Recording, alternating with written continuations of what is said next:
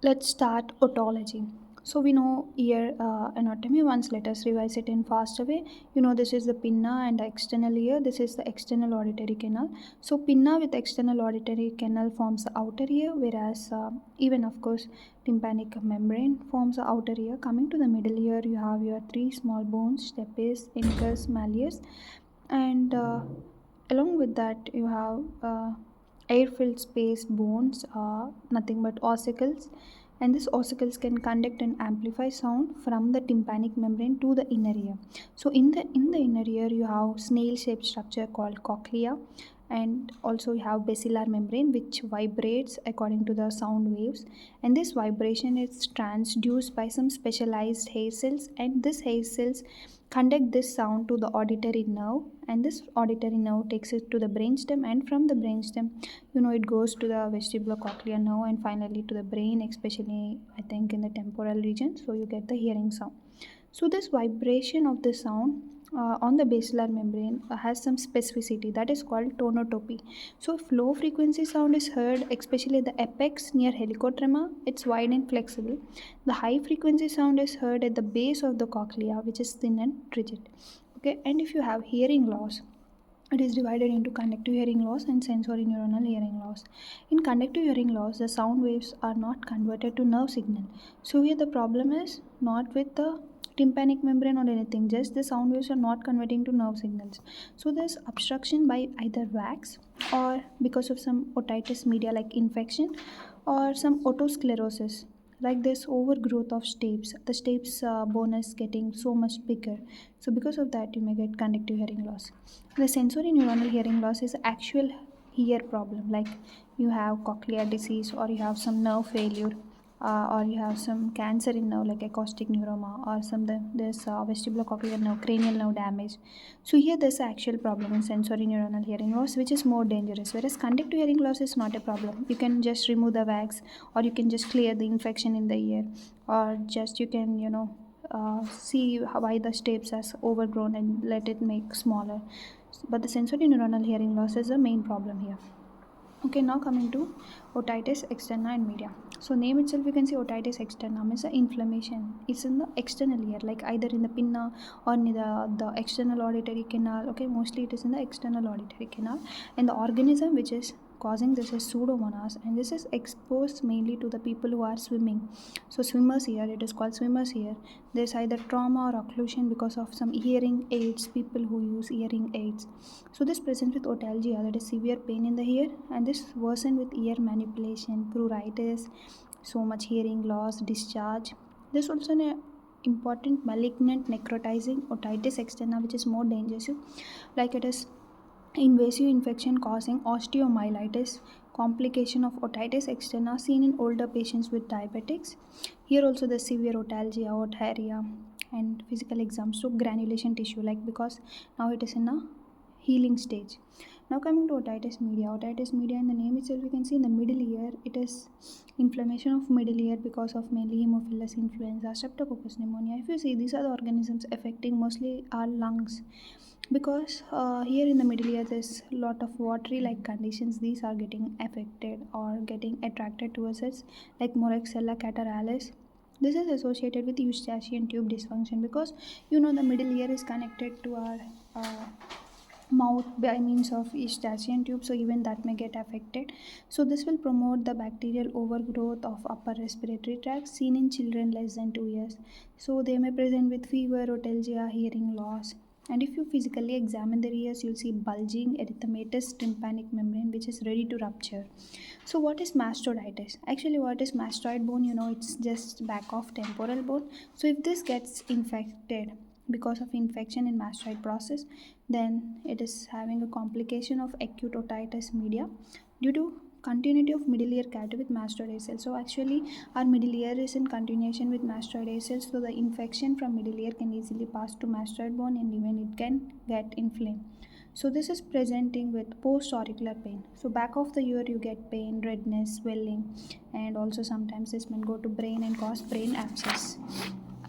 Now coming to common cause of hearing loss, this noise induced, like if you use more noise, your stereociliated cells of organocarti get affected, so you get suddenly extreme loud sound, then your tympanic membrane may also get ruptured.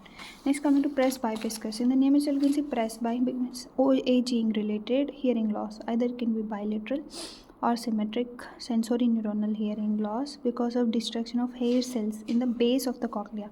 Base of the cochlea, if you remember, it can receive the low frequency sounds, right? Sorry, high frequency sounds at base of cochlea, low frequency at apex. So all the high frequency sounds they can't hear. That's why in aging the people can't hear the voices properly. Now coming to diagnosis of hearing loss. So there are two tests. You can use Weber test or Rinne test. In Weber test, we just put the tuning fork on the vertex of the skull, and if there's vibration on both sides, then no problem. If there's vibration, more vibration on the affected ear side, you can see that means that side of the ear got affected. In sensory neuronal loss, there's more vibration to the unaffected ear. You can see localized to affected ear, decreased transmission of background noise. So in conductive hearing loss, you get more vibration, whereas localized to unaffected ear, here you get more vibration on unaffected ear. In conductive hearing loss, where your ear got affected, on that side only you'll get vibration. But in sensory neuronal hearing loss, you can see this black color express that this ear got affected. But on the opposite, a nice ear side, you get vibration in sensory neuronal hearing loss. Now coming to Rinne test. Rinne test we do where we want to compare the air conduction with bone conduction. So in normal, if you see your air conduction is more, we'll put this machine near to the ear and also near to the bone. So if you see normal patients, then you see their air conduction is greater than bone conduction. But in conductive hearing loss, as this block of auditory canal, their bone conduction will be greater than air conduction. In sensory neuronal hearing loss, there's a problem in the neuron, so their air conduction only will be greater than bone conduction. But you may get doubt like in normal condition also air conduction is greater than bone conduction. In sensory neuronal also air conduction is greater than bone conduction. Then how to differentiate this? So after Rinne test also it's better to do again Weber test to confirm. In Weber test in sensory neuronal hearing loss, the affected ear will not give more vibrations, but the good ear will give more vibrations. In conductive hearing loss, the affected ear will give more vibrations and the good ear will give less vibrations. Okay. Now coming to cholesteatoma. So cholesteatoma is nothing but abnormal growth of squamous keratinized tissue in middle ear. Actually in ear skin, this is a wrong place, right? How skin should grow on the skin structures but not on the ear, but here there's abnormal growth of skin. It can be congenital or it can be secondary acquired. In congenital there's a tympanic membrane retraction and even eustachian tube got affected, but in secondary there's tympanic membrane perforation due to otitis media, and there's migration of squamous epithelium to middle ear and is painless otorrhea. This may erode even ossicles and finally causing conductive hearing loss. Now coming to vertigos. Vertigo is like a type of dizziness, lightheadedness, okay, which is different from lightheadedness. There are two types of vertigo, peripheral and central. But peripheral vertigo is most common. So peripheral vertigo is because of some inner ear problems like either in the semicircular canal there's more debris or vestibular neuritis, etc. There's Meniere's disease. The mnemonic is men wear vest because in Meniere's disease, VE is for vertigo and S is for sensory neural hearing loss and T is for tinnitus. So here they get vertigo, sensory neural hearing loss and tinnitus. Okay. And this mixed horizontal torsional nystagmus that do not change with direction. Okay, that is important. Now coming to central vertigo, here the brainstem or cerebellar lesion is affecting like ears. The finding is nystagmus of any direction which is not fixed. But in peripheral vertigo, nystagmus is fixed to one direction. Now coming to ophthalmology. So general anatomy of ophthalmology, we should know these are the ciliary bodies and they are supporting the lens to be in the center, right? Ciliary body help the lens to be in the center. This is the lens. In front of lens you have pupil and this is an outer chamber and this is the inner chamber. The anterior chamber is filled with aqueous humor. The posterior chamber is filled by vitreous fluid, right? And you can see the outermost invisible transparent layer is cornea. Okay, and outer cornea continues backside as outer sclera, and middle layer is choroid, and the innermost layer is retina. Okay, so sclera, choroid, retina. Sclera the same in the front as the cornea, right? So this is the basic everyone knows. And the iris is the middle structure, which you can see here, the black one, iris, and the pupil, lens, anterior posterior chambers. You can see anterior segment have anterior chamber plus posterior chamber, and the posterior segment have optic disc, retina, fovea, central retinal vein, central retinal artery, and optic nerve. Okay, now coming to conjunctivitis. So in the name itself, you can see itis means inflammation. Inflammation of conjunctiva will give you red eye. If it's allergic, it gives you itchy eyes, bilateral. If it is bacterial, it gives you pus, so we should treat with antibiotics. If it's viral, it's most common, often because of adenovirus you get conjunctivitis. There's mucosal discharge, swollen periauricular node, and there's more lacrimation, but it can resolve by itself. Now coming to refractive errors. Refractive errors, because of this only we put specs, we get impaired vision, right? So there's hyperopia, myopia, astigmatism. Hyperopia is farsightedness, like the people here can't see nearby objects or nearby books, like that they can see far things good, so that's why we call it as farsightedness. So here the eye is too short for refractive power of cornea and lens.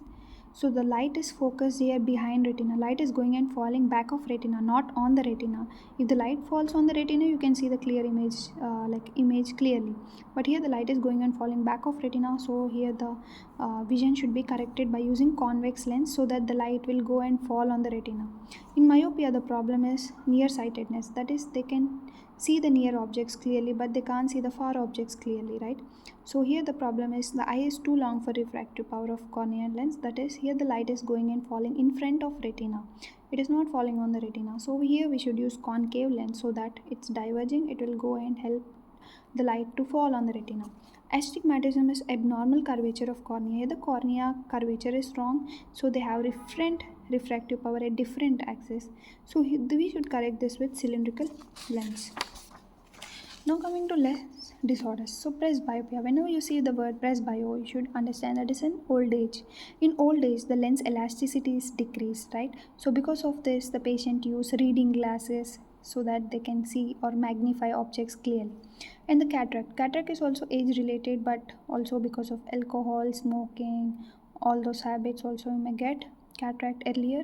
It is painless bilateral opacification, that is the lens got opacified, the lens got cloudy.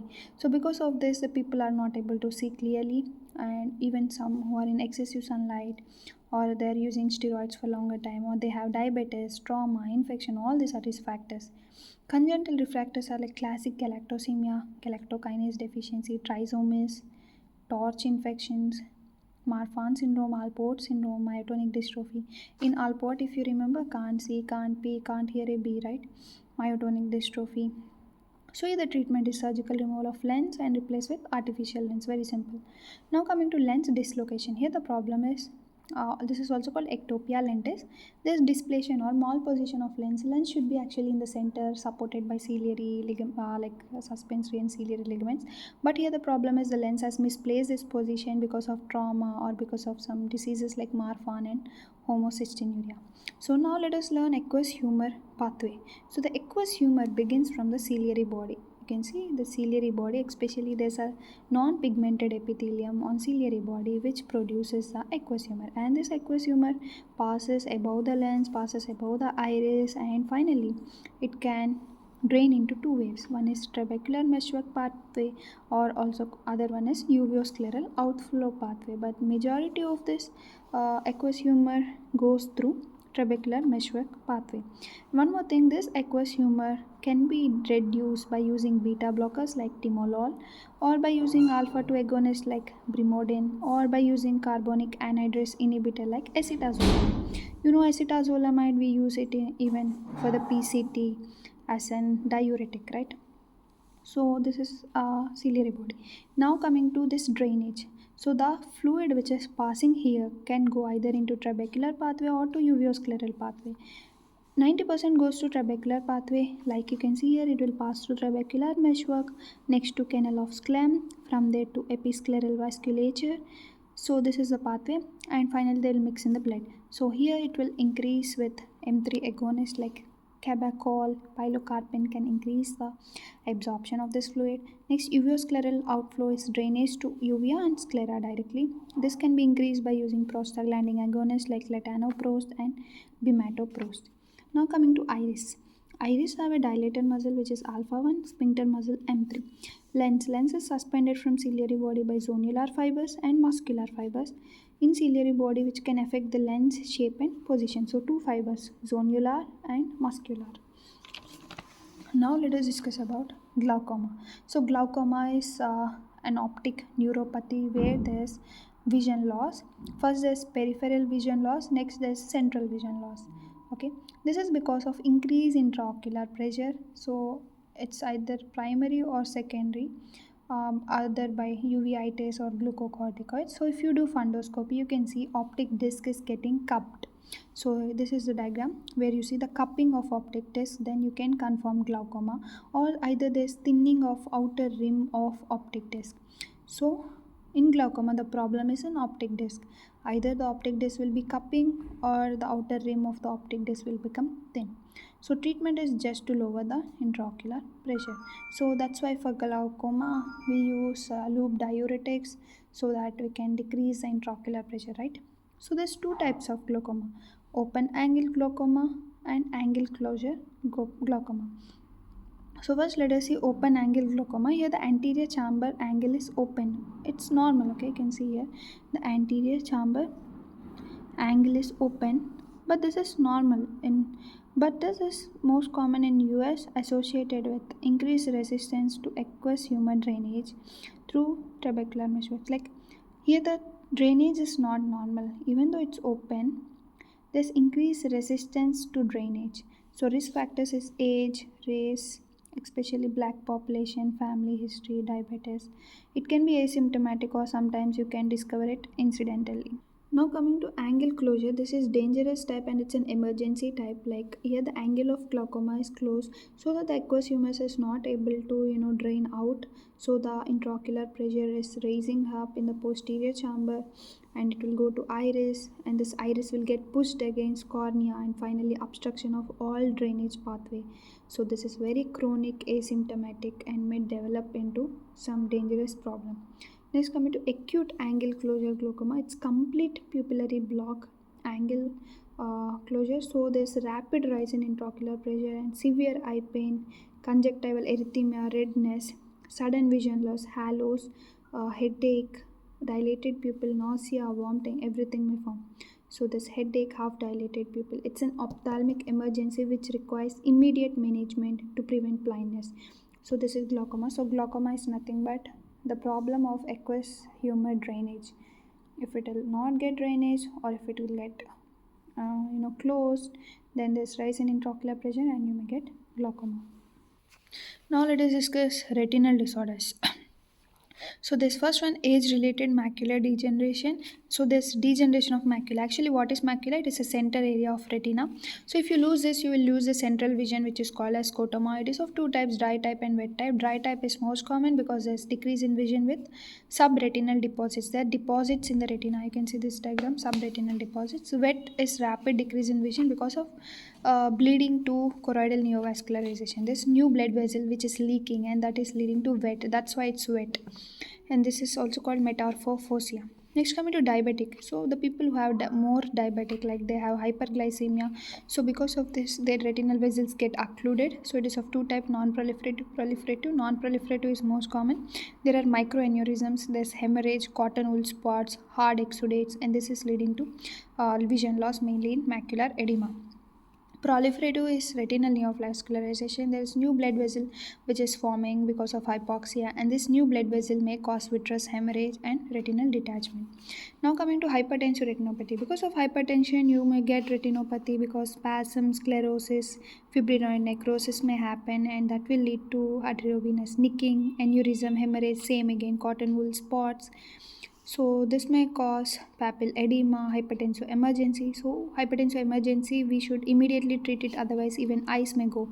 Now coming to retinal vein occlusion. So if your vein blocks because of thrombosis, then the retinal vein may get occluded either because of thrombosis at arteriovenous crossings. So if you do fundoscopy, you can see the hemorrhage and venous engorgement like thunder appearance and retinal edema in affected areas. Now coming to retinal detachment. So there is separation of neurosensory retina from the retinal epithelium. This is because of low blood supply, hypoxia, and there's also degeneration of photoreceptors. So it's of two type: regmatous, non-regmatous. Regmatous is most common. It is because of retinal tear associated with posterior vitreous detachment. Non-regmatous is tractional or exudative. It is commonly present with posterior vitreous detachment by painless monocular vision loss. Here there's opacification and wrinkling of retina, and there's also change in vessel dilation, which is also a surgical emergency. Now coming to retinitis pigmentosa, this is an inherited dystrophy of photoreceptors and retinal pigment epithelium. So this is mainly associated with A beta lipoproteinemia. Early symptom is night blindness, peripheral vision loss, and if you do fundoscopy, you can see triad of optic disc pallor, retinal attenuation, pigmentation with bone spicule shaped deposit. Now coming to papilledema, here you get optic disc swelling because of increase intracranial pressure, and there's also loss of exoplasmic flow in optic nerve. So if you do fundoscopy, you see elevated optic disc with blurred margin. So all these are important retinal disorders. Now coming to leukocoria. This leukocoria is loss of red reflex. So this is important in children. They include retinoblastoma. It's a congenital cataract. Now coming to uveitis, in the name itself you can see inflammation of uvea. So it's based on location and based on affected eye. If it's anterior uveitis, you get iritis. If it's posterior uveitis, you get chorditis or retinitis. So this may have accumulation of pus in anterior chamber or conjunctival redness. This is associated with inflammatory disorders like sarcoidosis, Behcet syndrome, juvenile idiopathic arthritis, HLA-B27. Here comes our pupillary control. You have meiosis, pupillary light reflex, and miridiasis. So the pathway for meiosis is, in meiosis you constrict your pupil. It's a parasympathetic. So the first neuron is from Edinger-Westphal nucleus and it goes to ciliary ganglion. You can see here the diagram. This is the Edinger-Westphal nucleus. From here you go to ciliary ganglion via cranial nerve 3 oculomotor. Okay, so by oculomotor you go to ciliary ganglion, and from ciliary ganglion there are short ciliary arteries, and this short ciliary nerves take us to sphincter pupillae muscles, and because of short ciliary nerves they shorten the pupil diameter. Okay, so this is meiosis. So you constrict your pupil by this pathway from Edinger-Westphal to oculomotor to ciliary ganglion by short ciliary nerves to sphincter pupillae muscle. Now coming to pupillary light reflex. So light enters retina and sends signals to cranial nerve 2 to pretectal nuclei. Okay, so light has come, it has come to temporal retina. From temporal retina you go to pretectal nuclei here. Okay, these are the pretectal nuclei. Again, these pretectal nuclei activate your Edinger-Westphal. The same process, Edinger-Westphal goes to your oculomotor to ciliary ganglion to short ciliary nerves to sphincter pupillae muscle. The same thing. Okay, now coming to miridiasis. Miridiasis is dilation. It's sympathetic. You dilate your pupil when it's sympathetic. Here the first neuron is from hypothalamus to ciliospinal center of Birch. Second neuron exit at T1 to superior cervical ganglion. So from superior cervical ganglion you go to internal carotid through cavernous sinus, enter the orbit as long ciliary nerve to pupillary dilator muscle, and you dilate your pupil. So this is a sympathetic fiber which can innervate your smooth muscle of eyelid and also sweat gland of forehead and face. So long ciliary nerve make pupil diameter longer, whereas short ciliary nerve shorten the pupil diameter. Now coming to relative efferent pupillary defect. This is where also called Marcus gun pupil. This extent of pupillary constriction which differs with light is shown in one eye at time due to unilateral or asymmetric lesion of efferent limb of pupillary reflex. So when light shines into normal eye, constriction of ipsilateral eye, direct reflex. Contralateral eye is observed. So when light is swung from a normal eye to an affected eye, both pupil dilate instead of constricting. So mainly, if you put your light, your pupil should constrict, but here they get dilated. So this is a defect. Now coming to Horner syndrome, ptosis, meiosis, and hydrosis. It's sympathetic denervation of face, right? Ptosis, it's light drooping of eyelid because of superior tarsal muscle. Meiosis is because of pupil constriction, and hydrosis is absence of sweating and flushing of affected side of face. This is associated with lesion along sympathetic chain. Here the neuron is from pontine hemorrhage, lateral medullary symptom, spinal cord lesion above T1. Second neuron is stellate ganglion compression by Pancoast tumor. Third neuron is by carotid dissection, and hydrosis is absent. So coming to ocular motility, cranial nerve 7 innervates lateral rectus. So here you can see the diagram. Lateral rectus, cranial nerve 4 superior oblique. Okay, cranial nerve 3 rests all of the muscles. So very important, cranial nerve 7 for lateral rectus, cranial nerve 4 for superior oblique. Okay, and one more thing, obliques go opposite. Like left superior oblique, if you turn, then it goes to right side. Okay, and internal oblique, if you test, internal oblique of course help to go up. Inferior oblique tested looking up. Inferior oblique, if you test for inferior oblique, it will move up. Blowout fracture is orbital floor fracture caused by direct trauma to eyeball or intraorbital rim that will rise to increased risk of IR muscle or orbital fat entrapment, may lead to intraorbital nerve injury. Okay, so if you blow out at the eye, you may get entrapment of infraorbital nerve. Coming to cranial nerve 3, 4, and 7 palsies. Cranial nerve 3 palsy have both motor and like parasympathetic peripheral components, central and peripheral.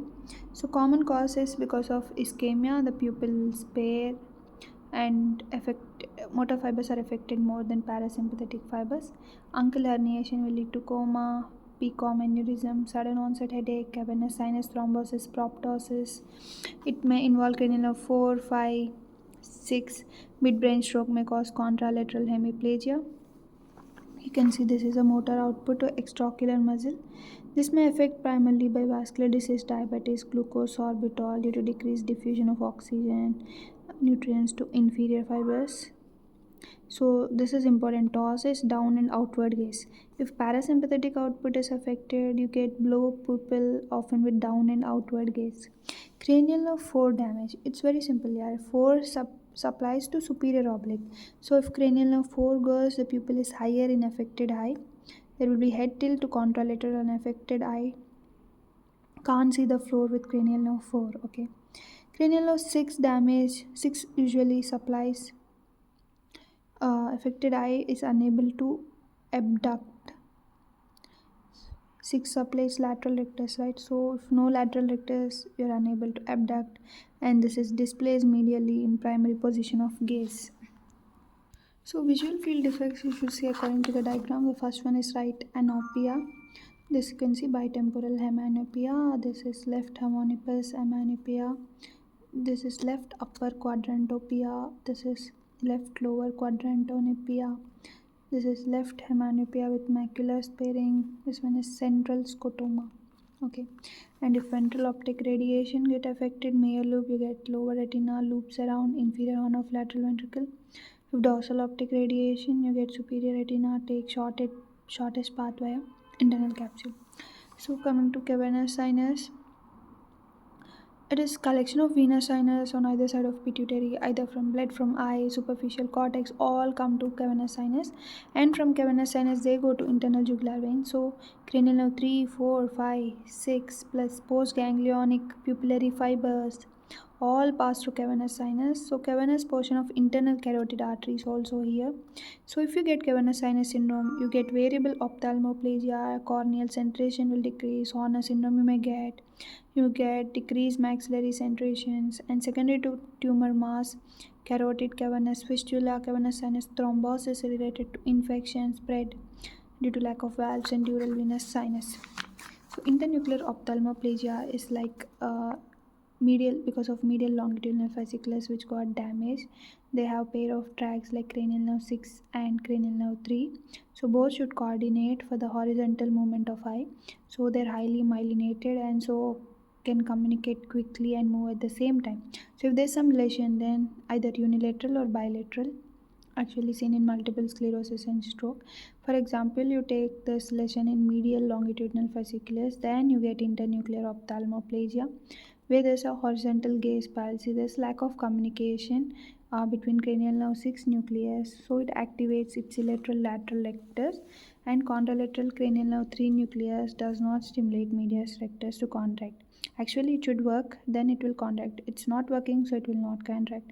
So because of that, you get abducting eye displaced nystagmus, because cranial nerve 6 overfires to stimulate cranial nerve 3, because cranial nerve 3 is now not working. So cranial nerve 6, as they work together, cranial nerve 6 will overfire to activate cranial nerve 3, but still it will not work, and that will lead to this problem. You can see, if you want to see towards one side, for example, if you want to see the left side, this eye will move normally, but this eye will not move because cranial nerve 3 is not working properly.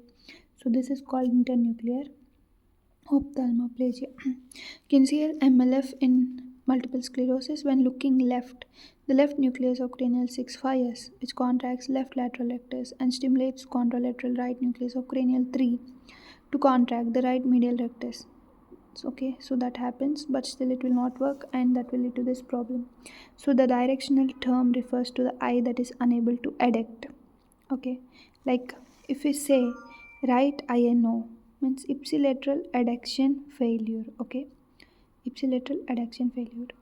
Left INO means left side ipsilateral, uh, means left side eye is not working. If you say right INO, right side is not working. If you say left INO, left side is not working. Okay, but for nystagmus it's opposite.